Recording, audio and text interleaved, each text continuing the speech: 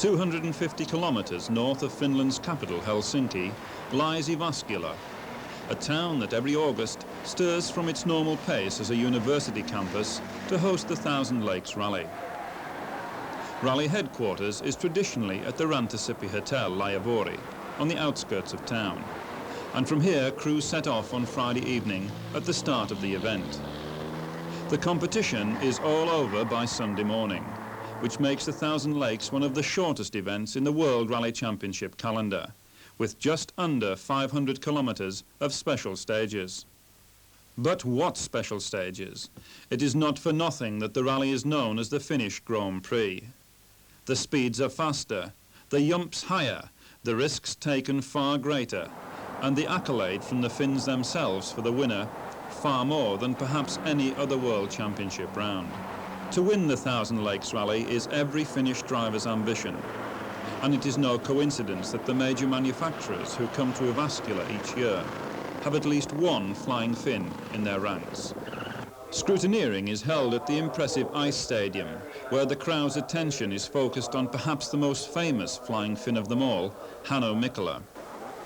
Hannu has won the rally no less than 7 times, and this year is going for a hat-trick in the Audi Quattro. He favours the 500 brake horsepower short Quattro Sport, a car that has had more teething troubles than Audi would have liked, but which they now feel is in a winning position. A second Quattro, this time the normal A2 version, is in the hands of Stig Blomqvist, fresh from his rather hollow victory on the previous Argentinian rally. Stig was leading last year's Thousand Lakes right until the final stage, when Hannu slipped past to win. Depending on which team member one talks to, depends the answer, did Stig let Hannu past on team orders? Everyone, of course, wonders if similar orders will prevail this year. A third official works Quattro, again a short version, was entered for Michel Mouton, who, with co-driver Fabrizio Pons, has not enjoyed much success on this event. Having a shorter and more relaxed World Rally Championship programme this year may give her a more competitive edge for the event. Certainly before the start, she was in a very confident mood. Probably the strongest challenge to the recent Audi domination on World Championship rallies is now coming from the Peugeot Talbot Sport team. They have Ari Vatanen behind the wheel of their lightweight, purpose-designed space-frame 205 Turbo, which is reported as giving around 370 brake horsepower. Ari is partnered by Terry Harriman, who, like Ari, is full of confidence before the start. They have completed much practice during the previous 2 months, setting the car up for the smooth finish stages with their awe-inspiring jumps.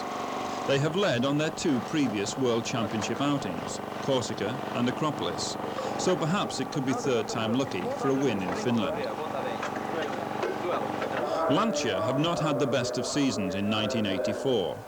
The undoubted talent of their crews cannot make up for the sheer advantage of 4-wheel drive.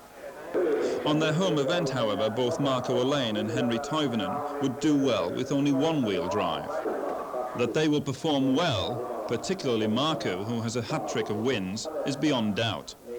They too, like Peugeot, have completed many hours of practice and will be guaranteed to give everyone a good run for their money. Heading the conventional cars are Toyota, with 2 Celica turbos for Bjorn Valdegaard and Juha Kankkunen. They must be considered outsiders, however, as, despite losing some weight by utilizing more Kevlar panels, and despite more horsepower, they are still heavier and bigger than their rivals, and of course, only 2-wheel drive. Their commitment, however, should not be underestimated. Toyota's pre-event planning and on-event service is legendary, and any team that can win the Safari Rally at their first attempt can always cause an upset in the form book. The other Japanese marque represented are Nissan, with 2 40 RSs for Pentti Rikkola, late replacement for the injured Timo Salonen, Erkki Pitkinen, Peter Geitel, and Britain's Terry Cabey. A win is pretty remote for Nissan, but they do have a good finishing record in Finland and always provide good value for the spectators. Bruno Sebi was entered in a Renault 5 Turbo. A pace note expert, it would remain to be seen how he could cope with the Finnish roads, which are not quite what he's used to in his native France. More French interest was around in the shape of a trio of four-wheel drive Citroën Visas. 6 o'clock Friday evening, and the first short stage through the forest behind the Rantasippi Hotel to finish alongside the town's trotting track. 4.5 kilometres, which Hanno Mikkola completed in 2 minutes 39 seconds. Marco Alain, 2 minutes 40 seconds. Quickest, however, was Stig on 2 minutes 36. And although the stage is short and really a spectator benefit, already the battle is on. On the Thousand Lakes, you must attack right from the start. Ari is second fastest with a time of 2 minutes 37 seconds. Valdegaard was 14 seconds slower than fastest man Blomqvist, but still beating all the Nissans. Per Eklund and Henry Toivonen share identical times, with Juha Kankkunen a couple of seconds further back, but ahead of Michel Mouton. One car not destined to go much further was Lassi Lampi's Quattro, which popped and banged its way to the stage finish and retirement with a blown engine. Special stage 3, and Markku flies over the yumps to record fastest time, beating Mikkola by 2 seconds. Blomqvist and Toivonen share the same time, so it's Stig who holds a very slender overall lead. Ari is 5 seconds behind Markku, and during the course of the first leg is to have numerous suspension changes in an effort to obtain the correct settings. Everyone in their own way drives to the limit. The margin between getting it right and getting it horribly wrong, very, very slim. Group A is proving as competitive as ever. Leading exponents being Mikael Eriksson in the Audi 80 Quattro, Mikael Sundström in a Fiat Ritmo, Britain's Tim Bryce in a Talbot Sunbeam, due originally to have been driven by Sundström, and of course Kalle Grundle in the Golf GTI. Grundle, for so long the man to beat in Group A, goes off however on stage 9 and is out of the rally. Tim Bryce too goes into retirement on stage 9 with a broken track rod end. As a beautiful sunset heralds a cold, chilly evening ahead, crews tackle the remainder of the first leg of 11 stages before heading back to Jyväskylä. Making sure that the cars will look their best for the restart the next morning, the organisers have provided a car wash at the Laivuori rest halt. Heading crews home was Marco Alain, who had a scant few seconds lead over Ari Vatanen, who in turn was ahead of Hanno Mikkola. Audi were not having things all their own way, and whilst obviously putting up respectable times, they looked appreciably slower than the leading Lancia and Peugeot. We asked Mouton's co-driver Fabrizia Pons what sort of rally they're having. Not so nice. Why? We can't stay on the road so far. Why is that? Are you just going too fast, or the tyres not good? No, we can't find. I mean, first 2 stages we had front right tires open. And after they put it again back, now we can't really understand. They check all and they try all. They lift the car, they put down the car. It's still not going properly. So where are you lying at the moment, Fabrizia? 8th. The best of the conventional cars is Juha Kankkunen's Toyota Celica. Kankkunen, like most drivers, is anxious to get off to bed to snatch a few hours welcome sleep, but still manages a few words on his rally so far. How are things going for you?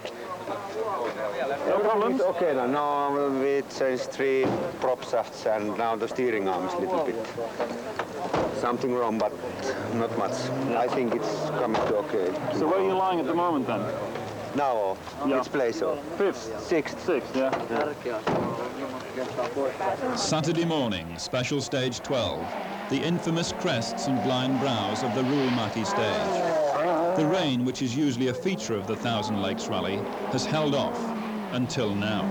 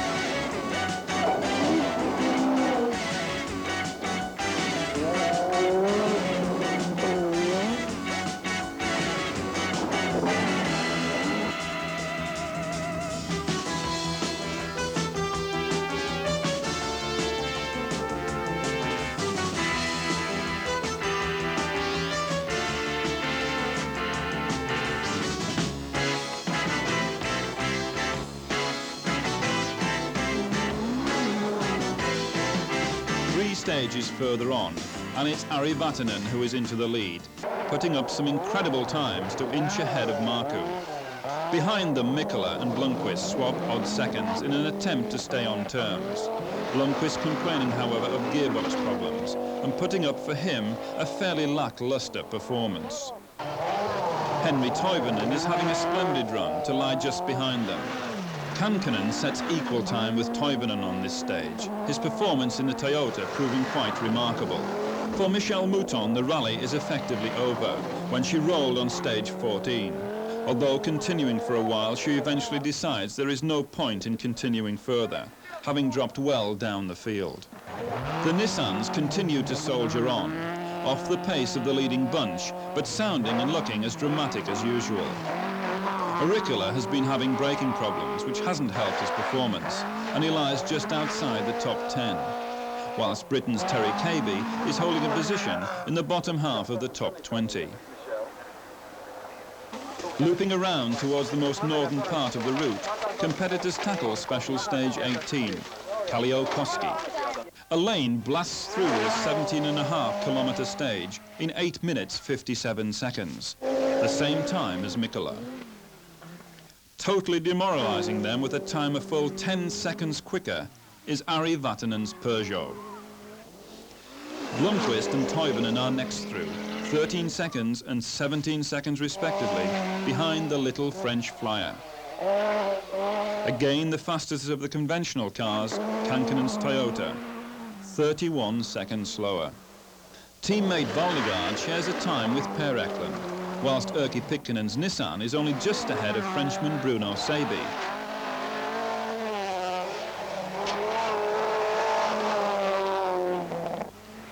Auricula is having niggling gearbox problems and seems a bit off the pace, perhaps still getting used to the car.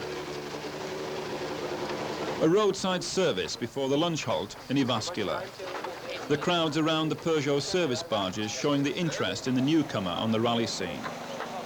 Whilst mechanics set to and replace tyres, co-drivers check times to see just how many seconds separate the leading crews. We ask rally leader Vatanen if the early suspension problems have been cured. That's wrong to say that I wasn't very happy. I wasn't criticizing at all, but I said that we are still learning. This is only our third rally in the World Championship, our third outing in any case, and so this is all the time this is testing for us as well, and we are learning all the time, and we are adjusting the car to the conditions, and now, for example, now the car is better than yesterday when we left the starting ramp. The two remaining Audis arrive, forcing their way through the crowds. Again, co-drivers confer. Have they made any time up, or is Ari drawing away? Stig looks as calm as ever, very rarely showing any emotion, whatever the circumstances. Hannu, meanwhile, paces around, looking deep in thought, and wondering perhaps what he must do to extract that bit of extra effort. You look in a very pensive mood, Hannu. Yes. Why is that? No, it's no reason for it. But you don't look happy. You know, I can't look happy all the time, can I? Why not? But we always expect you to look happy. Yes. It's been whole night driving, so... You've had no problems with the car, though? No. So whereabouts are you lying at the moment, then? Third. How far behind Harry? 1.5 minutes or something. And how far is Stig behind you? I don't know. Is it 15 seconds or something? Jyväskylä city centre and the unique stage around the streets that traditionally heralds the restart of the second half of the rally. Spectators in their thousands gather to watch the spectacle, and whilst no one takes any chances, honour for a decent performance is still at stake. Mikkola, Alain and Toivonen set equal fastest time. Their average speed, 66 miles an hour. Alain has had a new gearbox fitted at the lunch halt after losing all but fourth gear for the previous two stages, which dropped him over 1.5 minutes to Vatanen. Blomqvist is 1 second slower on this stage. Vatanen, Eklund and Valdegaard also share times, 2 seconds behind the leaders. Only 5 seconds separate the top 10, with the leading Nissans just outside this group.